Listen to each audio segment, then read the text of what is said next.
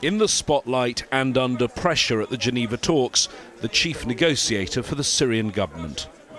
While the opposition are represented by a committee of political figures, the Assad regime's interests are in the hands of one man, whose day job is Syrian ambassador to the UN in New York, Bashar al-Jaafari. He's known for his loyalty to his bosses in Damascus. He's shown he's prepared to defend his country's case, even when it's countered by clear facts to the contrary. For example, claiming that these images filmed earlier this year in Madaya, a town besieged by his government, were fabricated.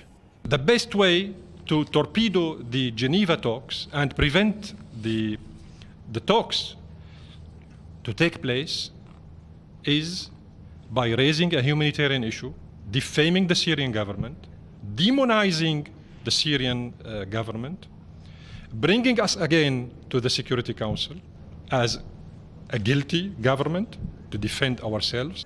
But many observers believe now that both sides are in Geneva, it is Ambassador Jaafari who's doing his best to torpedo these talks. It's a role he's played before. Last time there were negotiations in 2014, the ambassador argued constantly about the order of the agenda items.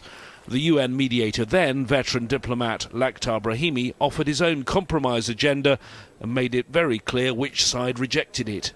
Unfortunately, the government have refused, which raises the suspicion of the opposition. As ever back then, the ambassador used his favourite tactic, stern defiance.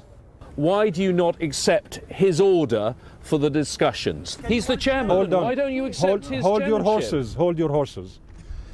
We said that we cannot move from one item, item 1, to item 2 or item 3 or item 4 without fully considering this item and concluding by a common vision. 2 years on, observers believe he's trying to use exactly the same playbook. One Western diplomat told me he should be called Ambassador Filibuster. However, this time his efforts look like they could be thwarted.